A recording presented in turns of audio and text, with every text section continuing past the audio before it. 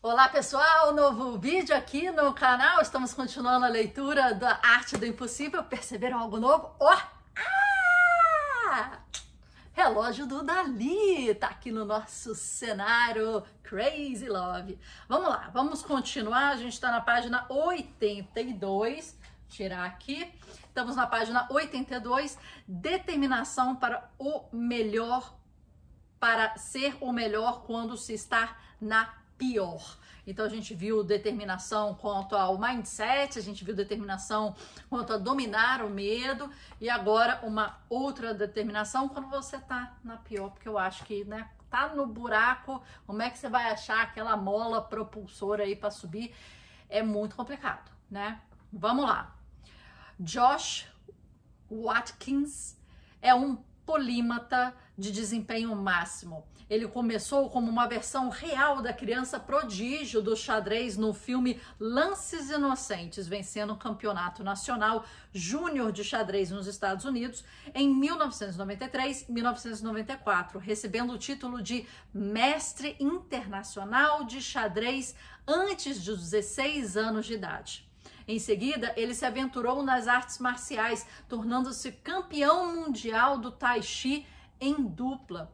E depois, voltando a atenção para o jiu-jitsu brasileiro, ganhando a faixa preta sob o lendário lutador Marcelo Garcia. Posteriormente, virou escritor e publicou A Arte de Aprender, uma tradução livre do nome, que desde então se tornou um clássico do alto desempenho. Por fim, ele levou toda essa experiência para o trabalho mais técnico, no qual lida com os melhores atletas, investidores e similares. Mas o objetivo dessa apresentação longa em que Josh Watkins tem uma pegada ligeiramente diferente em relação à determinação. Enquanto Watkins acredita que a persistência, o controle dos pensamentos e o domínio do medo são cruciais para o desempenho de longo prazo, ele também crê que existe um diferencial ainda mais importante. A determinação que mais importa, afirma ele, é aprender a dar seu melhor quando está na pior. Essa é a diferença real entre quem tem um desempenho de elite e as demais pessoas. E você precisa treinar esse tipo de determinação por conta própria, para uma habilidade à parte, com uma habilidade à parte. Porém, se conseguir fazer isso, descobrirá o verdadeiro poder. Há um poder de verdade aqui e que você provavelmente não sabia que tinha. O psicólogo William James pensava a mesma coisa. Cerca de 100 anos atrás, em um discurso para a Associação Americana de Filosofia, intitulado The Energies of Man, as energias do homem, James destacou que a existência de reservatórios de energia que habitualmente não são aproveitados são mais conhecidos por nós como o fenômeno da segunda tentativa. Geralmente paramos quando encontramos a primeira camada efetiva, por assim dizer, de cansaço. Andamos, brincamos ou trabalhamos o bastante e desistimos. Essa quantidade de cansaço é uma obstrução eficaz ao lado do qual nossa vida rotineira se estabelece. Porém, se uma necessidade incomum nos força a seguir adiante, algo surpreendente ocorre. O cansaço piora até um ponto crítico quando, aos poucos ou de uma vez, passa e ficamos mais revigorados do que antes. Ficou claro que atingimos um novo nível de energia. Pode haver uma camada atrás de outra dessa experiência. Uma terceira, uma quarta tentativas podem sobreviver. A atividade mental, assim como física, mostra esse fenômeno e, em casos excepcionais, podemos descobrir, além do limite máximo da relação entre cansaço e estresse, quantidades de bem-estar e poder que nunca sonhamos antes.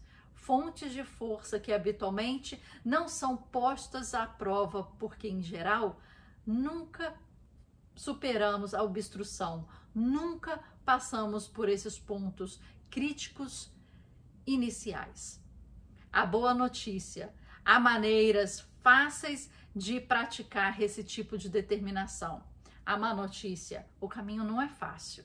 Na verdade, a única maneira de praticar dar o seu melhor quando se está pior é, você adivinhou, treinar quanto você está na pior. Em esportes de ação, por exemplo, um dos segredos para ficar longe do hospital é aprender a manter o equilíbrio sobre condições de exaustão. Para colocar isso em prática, finalizo cada treino pulando corda intensamente para garantir a exaustão. E em seguida, fico em uma indoor board, uma prancha de equilíbrio bastante dinâmica por 10 minutos. Se a prancha tocar o solo durante esse período, eu recomeço. E é uma forma de treinar o equilíbrio sobre condições muito difíceis. Mas o pior exercício que reduziu efetivamente as minhas contas médicas. Uso uma abordagem similar para treinar habilidades cognitivas. Ao praticar um discurso novo, sempre faço uma corrida daquelas. Escolho um momento em que não tenho dormido o suficiente, que já tenha trabalhado por mais de 10 horas e fico uma sessão de treinamento pesado na academia. Depois de tudo isso, levo meus cães para o interior, subo a montanha e faço o discurso ao longo do caminho. Se consigo parecer coerente subindo penhascos, posso parecer coerente em qualquer situação, ou quase qualquer situação. Quando o assunto é criatividade, aprender a dar o melhor quando se está em piores condições exige uma etapa extra. O motivo é psicológico. Mais condições significam mais estresse. Quanto mais hormônios de estresse, menos pensamentos divergentes. O professor emérito de psiquiatria, Keith Eblow, da Universidade de Tufts, resolve isso com um pouco de ressignificação cognitiva. Tenho uma forte opinião filosófica de que estar esgotado é uma coisa boa.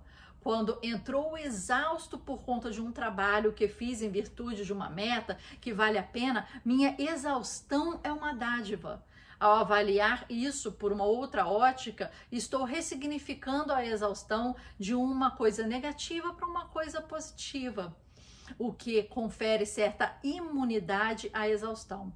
Isso também atenua o medo, que com frequência pode ser o subproduto da exaustão, mas é uma barreira enorme à criatividade. Reduzir apenas um pouco a ansiedade parece liberar níveis ocultos de pensamento inovador. Determinação para treinar os seus pontos fracos. A sessão anterior, vimos que treinar para dar o seu melhor quando estar na pior exige práticas sob condições extremamente árduas. O tipo de determinação que resulta dessa prática garante que, quando essas condições dão as caras no mundo real, você tem a experiência prévia para controlar o medo, manter o foco, usar ao máximo essas habilidades. Mas essa é apenas a metade da equação. A segunda metade envolve treinar seus pontos fracos, mesmo que você treine dar seu melhor quando está na pior.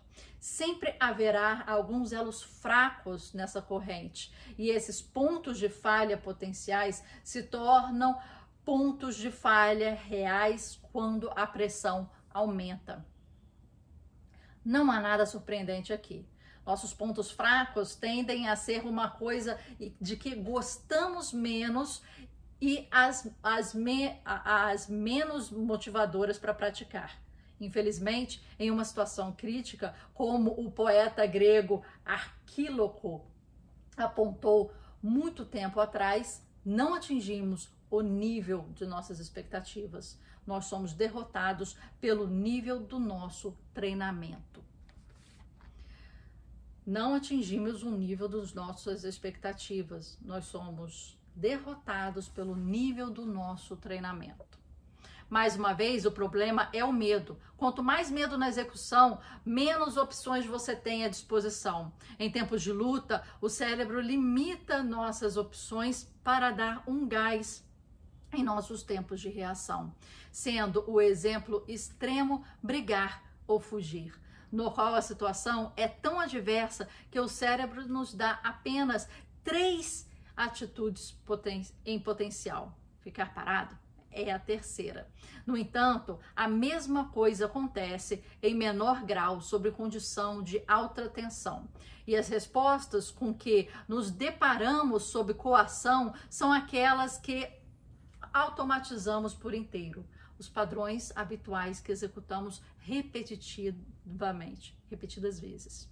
A solução, portanto, é identificar seus pontos fracos principais e mãos à obra. É por isso que o esquiador Shane McConkey procurava constantemente as piores condições da montanha.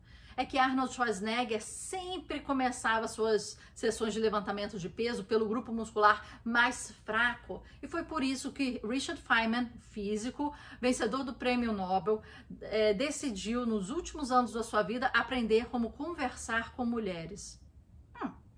Naturalmente, Feynman decidiu treinar esse ponto fraco particular, indo a clubes de strip. Mas essa é uma outra história, não sabia disso, mas essa é uma outra história. O problema maior é que treinar nossos pontos fracos pode ser mais complicado do que parece. Distorções cognitivas impactam a percepção, portanto, ter uma visão clara sobre nós mesmos pode ser difícil. Uma maneira de contornar esse problema: peça ajuda, peça a amigos que identifiquem seus pontos fracos. É bom que eles sejam sinceros, mas sem exageros. Uma lista dos seus 3 pontos fracos principais, frequentemente, é o bastante para dar munição a esse treinamento, sem que o ego sofra um golpe por ouvir tudo o que há de errado em você. Mas o mais importante, seus amigos também vêm com vieses arraigados. Então, não pergunte apenas por um. Faça perguntas a 3, a 4, a 5, busque correlações entre as respostas deles. Se um ponto fraco aparecer com 5 na lista diferentes, é por aí que você deve começar. Há chances que os itens de sua lista se enquadrem em 3 categorias: a física, a emocional e a cognitiva. Falta de resistência é uma fraqueza física. Temperamento explosivo é um problema emocional. A incapacidade de pensar em escalas é um problema cognitivo, mas os 3 não podem ser abordados da mesma forma. Então, física, emocional e cognitiva. A melhor maneira de treinar pontos fracos, físicos e emocionais é de cabeça erguida e lentamente. Não espere resolver esses problemas em 1 ou 2 semanas. É difícil acabar com hábitos antigos. Aprenda a amar o progresso lento. Aprenda a se perdoar por deslizes inevitáveis. E, é claro, espere confrontos ao longo do processo.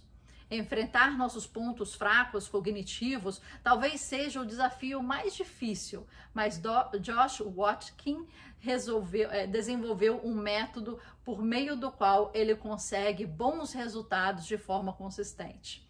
Ele sugere rever os últimos 3 meses de vida e perguntar: em que eu acreditava 3 meses antes e agora sei que não é verdade? Depois prossiga com 2 perguntas-chave. Por que eu acreditava nisso? Que tipo de pensamento errôneo eu tinha para chegar a essa conclusão inequívoca? A boa notícia é que esse tipo de pensamento errôneo tende a ser categórico. Temos pontos cegos que conferem certa consistência às nossas falhas. Então, pontos fracos tendem a ter causas arraigadas. Ao treiná-las, você pode apagar categorias inteiras de pontos fracos de uma só vez. Próximo, aqui, a determinação para se recuperar.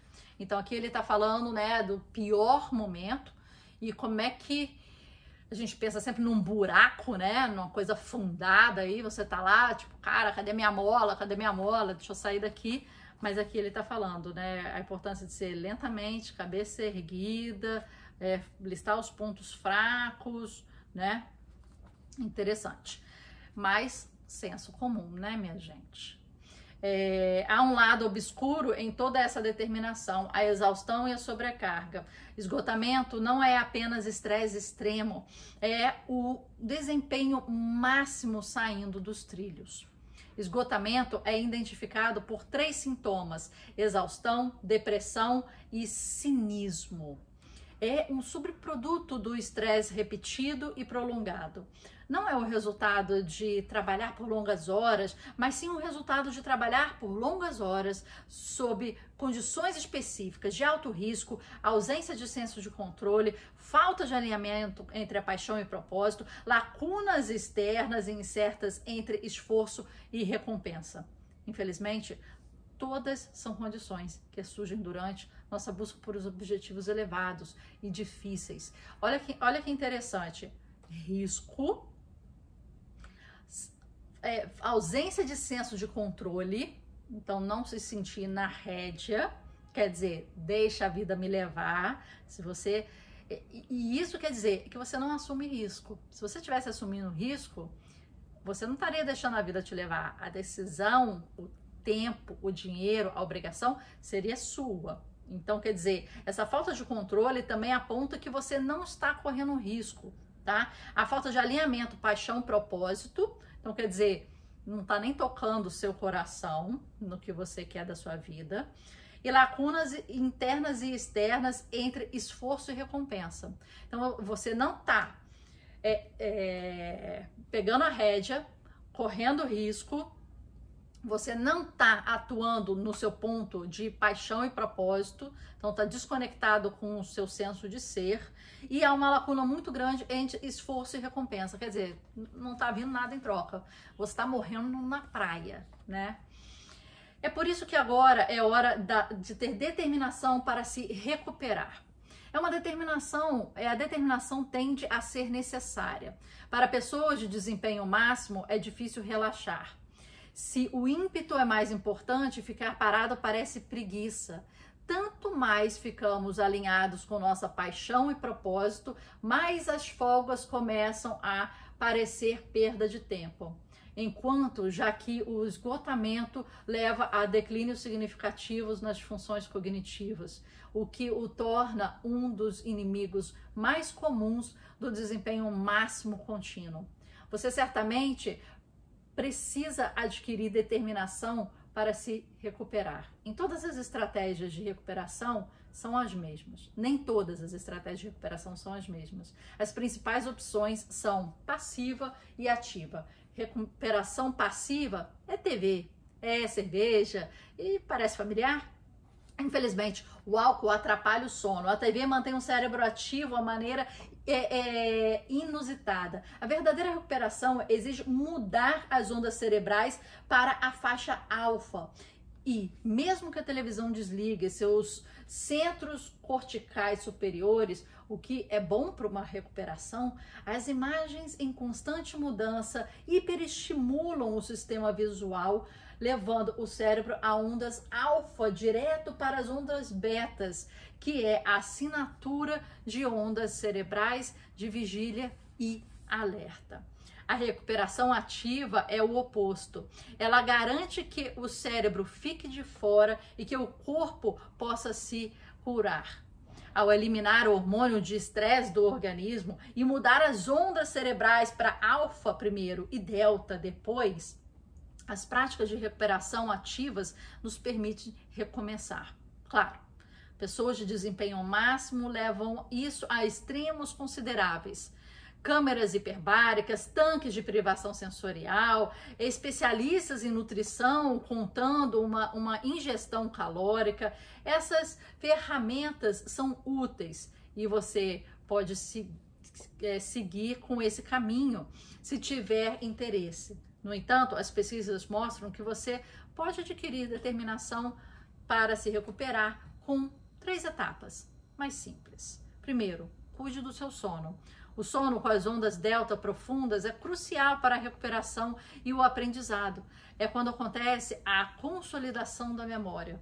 Você precisa de um quarto escuro, temperaturas baixas, nada de telas. O brilho da tela do celular tem a mesma faixa de frequência do que a da luz do dia. Isso confunde a capacidade do cérebro de se desligar totalmente. Desliga o celular por alguns instantes. A maioria das pessoas precisa de 7 a 8 horas de sono por noite. Descubra o que funciona para você e depois garanta suas necessidades de maneira consistente. Segundo, coloque em prática um protocolo de recuperação ativa. Trabalhos corporais, yoga restaurativa, tai chi, longas caminhadas no bosque, o que as pessoas começam a chamar de banho de natureza para o meu desgosto. Sais de banho, saunas, banhos de hidromassagem são os métodos tradicionais. Minha preferência pessoal é uma sauna infravermelha. Tento fazer 3 sessões de 45 minutos por semana. Na sauna, divido meu tempo lendo livro ou praticando a atenção plena. Saunas reduzem o cortisol. Esse golpe duplo, alinhado à redução de estresse gerada pela atenção plena, hiperacelera a recuperação. Então, primeiro sono, depois recuperação ativa, em que ele cita várias coisas, incluindo exercícios, contato com a natureza ou sauna. Ok. Terceiro, a restauração completa é importante. Todos têm um ponto sem retorno. Se seu trabalho é constantemente medíocre e os níveis de frustração estão aumentando, é hora de pular fora por alguns dias. Para mim, isso acontece a cada 10 ou 12 semanas. Minha folga é uma viagem solitária de 2 dias para esquiar. Lerei livros, deslizarei pela neve, tentarei não falar com ninguém, mas isso sou eu. Descubra o que funciona para você. Mais importante, fique à frente desse problema. O esgotamento lhe causa motivação, lhe custa motivação e ímpeto.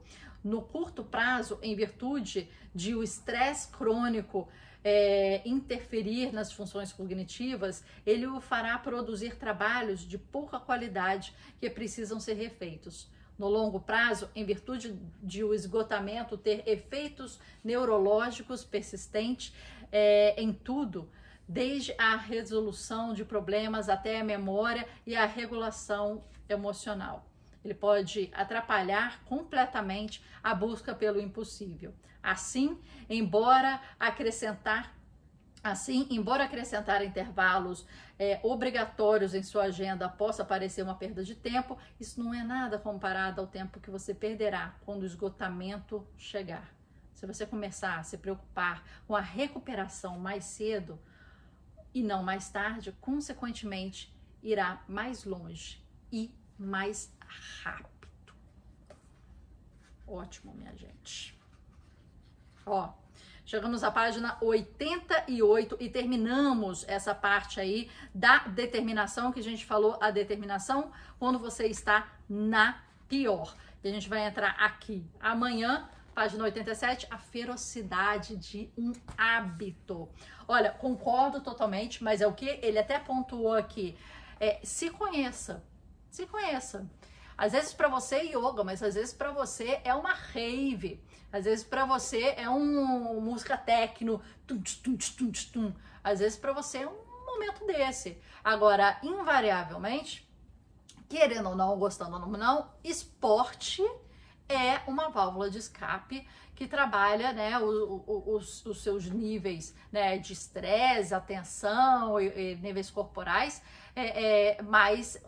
de forma mais homogênea. Então, assim, querendo ou não, o esporte, a meditação, se você quer meditar cozinhando, se você quer meditar tomando um banho mais longo, fazendo sauna, né, um banho de natureza, como ele falou aqui, que ele não gosta desse termo, mas é o seu jeito. Acho que as pessoas hoje em dia, elas só não se dão a oportunidade de se conhecerem tanto, né? E elas seguem grandes fluxos. Tá todo mundo correndo, maratonas. Tá todo mundo entrando em banheira de gelo. Vou entrar na banheira de gelo. O que funciona para você? né? O que ao final dos meses, o que ao final, né? Você vai ver, cara, isso foi efetivo. Entrar na banheira de gelo, pra mim, só me deixou gripada. Então não faz, né? Tem gente que quer correr, tem gente que quer cozinhar, tem gente que é pular corda, tem gente que é, sei lá, passar um tempo com o filho, fazer uma caminhada, colocar o pé no chão, comer uma fruta no quintal. O negócio é se conhecer, por isso é importante que eu acho, quando ele fala aqui várias vezes, isso sou eu, isso é pra mim, isso funciona aqui, né? E se você vira a foto dele aqui, não tem aqui, mas, poxa, não tem a foto dele aqui. Ele é um cara que parece bem ligado a exercício, a esporte, né, a essas coisas assim. Você vê que ele era jornalista esportivo, contato com vários esportistas, então com certeza ele valoriza isso. Invariavelmente, eu acho que é isso. De uma certa forma, é importante você colocar na sua vida, né? Temos que trabalhar a mente e trabalhar o nosso corpo. E trabalhando o nosso corpo, a gente fortalece cada vez mais, né, a nossa mente. Hoje eu vi uma bióloga falando algumas falácias, né, que a gente acha aí, e ela falou assim, cara, musculação pode te ajudar a não ser internado para certos tipos de problemas de saúde. O músculo, a formação de músculo é muito importante, principalmente na idade, e pode sim ser uma reserva de energia, ser alguma coisa que te ajuda a não ter certas fraturas, né? Então, o exercício é muito importante. Eu acho que hoje em dia a gente passa cada vez mais sentadinho em frente a telas e a gente não se movimenta tanto quanto a nossa fisiologia necessita, né? Não é nem questão de querer ou não, mas nosso corpo não foi feito para ser couch potatoes ou batatas de sofá, ou, né? Ou coisa assim. Foi feito para se movimentar, para agir, né? E eu tô muito tempo sem até, tenho que voltar, engordei um pouco desde a pandemia, né? Fiquei muito mais isolada, muito mais em casa e tenho que rever a minha rotina. Agora, o dia passa, a gente não vê passar, a gente perde muito tempo nisso aqui, que é o celular, e quando a gente viu, a gente nem almoçou, né? E são 3 horas da tarde, como agora, não almocei, são 3 horas da tarde, não fiz exercício, tô trabalhando desde 7. E a gente tem que saber criar espaços na agenda pra gente, em vez de fazer uma agenda para os outros, né? A gente tem que se colocar nessa agenda mais ativamente. Acho que de repente é isso que falta em mim, né? Eu vou acordar e sou eu primeiro. Eu vou almoçar X horas, porque sou eu primeiro, né? A gente se priorizar em algumas decisões da agenda. Eu acho que isso que me fez pensar, de repente, esse lugar aqui que se faz, né, me fez pensar aqui nesse sentido, né, protocolo de recuperação ativa, e ele fala aqui, no final, olha aqui que legal, se você começar a se preocupar com a recuperação mais cedo e não mais tarde, consequentemente, irá mais longe, mais rápido. Quer dizer, se você pensar de repente em se recuperar antes de ter que se recuperar, né? Antes dessa palavra ser realmente um imperativo, né? Mas não deixar nem chegar nessa recuperação ou a essa palavra. Acho que isso que é importante. A gente é muito reativo, né? A gente vai no médico para ver um problema, a gente vai no médico para se proteger e se precaver de vários problemas. A gente vai apagar fogo, né? A gente não vai entender como a gente mitiga esse fogo. Eu acho que esse é um ponto de mindset que a gente tem que ter para não termos recuperação. Essa palavra não está no nosso dicionário, porque a gente age previamente, né? E quando a gente fala de corpo, isso é muito, muito importante, né? Eu já citei aqui para vocês um livro muito importante, que eu gosto muito, li no início da pandemia, acho que não mostrei aqui ainda, que é a Medicina da Imortalidade. Viva o Suficiente para Viver para Sempre, do Ray Kurzweil. É um cara muito legal. Vem, por favor, os livros dele, porque ele é muito interessante. Ele já escreveu aqui A Era das Máquinas Espirituais e A Era da Inteligência das Máquinas. E ele é um cara muito inteligente, de novas tendências. Esse livro eu tava com muito medo no início da pandemia, né? Tava sozinha, né? Os problemas, né? Pessoas queridas com, né, tossindo, aquela coisa toda. Eu tava... Sabe quando você não consegue dormir? Que fala aqui, eu não conseguia dormir, eu não conseguia, sabe, pensar. E foi tenso aí esse início, com uma falta de, como é que fala, da gente saber o que vai acontecer, né? Da gente saber ali o que estava acontecendo e do que esperar. E eu comprei esse livro aqui, que foi, na verdade não foi indicado, mas eu vi na mesa do Joel J, quando ele estava fazendo uns stories. Eu dei um print, dei um zoom e identifiquei a capa, tava meio borrado, mas identifiquei a capa e falei, cara, ele tá lendo esse. E ele não tá falando que tá lendo esse, né? Porque ele indica vários livros, mas esse ele não tá falando, deixa eu pesquisar.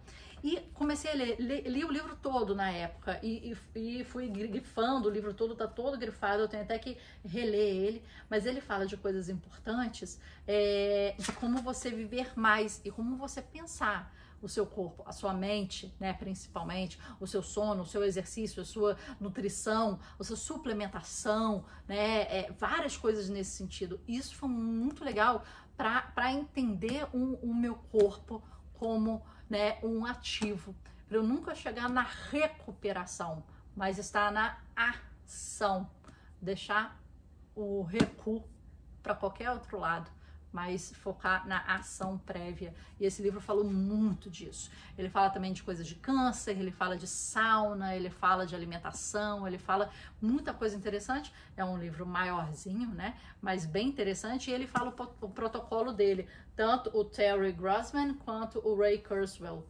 Ele foi diretor de engenharia do Google, o Ray. Então fica uma outra indicação para vocês, né? E a gente sempre fala, né? É impossível falar de flow e a arte do impossível, né? E o flow, o objetivo aí final, sem falar de corpo, né? A gente sempre tá num duelo, mente e corpo. E parece que aqui nesse livro ele tá nisso. Ele tá paixão, ele tá pensamentos positivos, ele tá pensamentos interiores, ele tá determinação e medo, tudo mental. E volta e meia ele chega no corporal. Tem que fazer exercício, tem que fazer sauna, tem que colocar o pé no chão, tem que sair, tem que movimentar, né? Então é como se fosse um apelo para juntar esses dois e não esquecer que existe o corpo e existe mente, né? Existe o corpo e mente. Não adianta a gente estar aqui lendo 1000 livros e a gente não sair para movimentar nosso esqueleto, né? Eu acho que eu tenho que ouvir muito isso. Eu tô falando isso pra mim, minha gente. Eu tenho que ouvir muito isso, porque eu tô numa época que eu tô com o maior peso que eu já tive, né? Não sei quanto que eu tô agora, 62, 61, não sei, vou até pesar. Mas eu tô com uma estrutura mais flácida do que eu já tive na minha vida inteira.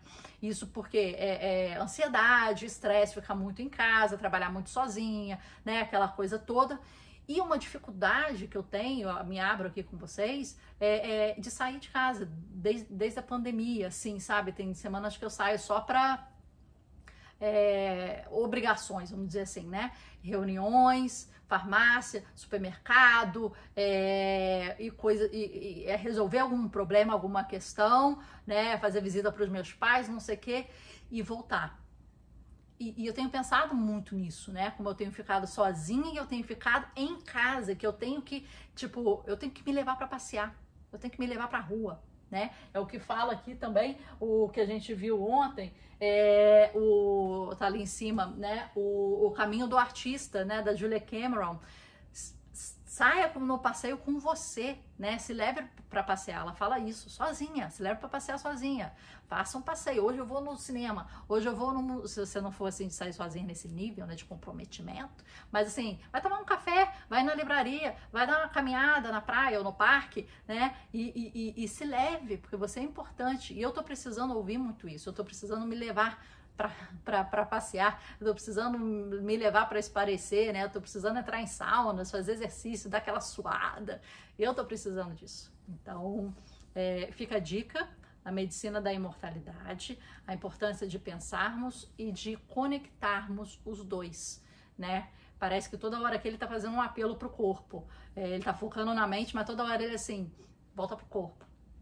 Olha o corpo, olha esses atletas, todos os exemplos deles são grandes atletas. Você vê que ele fala, surfar, esqui, subir montanha, não sei o que, né? Então é o corpo ativo nisso. Acho que vale a gente pensar quanto a gente está colocando o corpo nosso na nossa agenda. Eu tô colocando muito pouco e quero mudar isso. Até a próxima leitura. Até amanhã. Sempre um prazer estar aqui com você e trocar várias ideias. Coloca aqui o comentário. Coloca aqui, eu não quero me sentir sozinha. Coloca aqui o comentário para mim, coloca seus insights, suas referências, o que você tá achando. Ou, no máximo, uma curtidinha. Então, um joinha aí para mim. Até amanhã, até a próxima leitura. Tchau!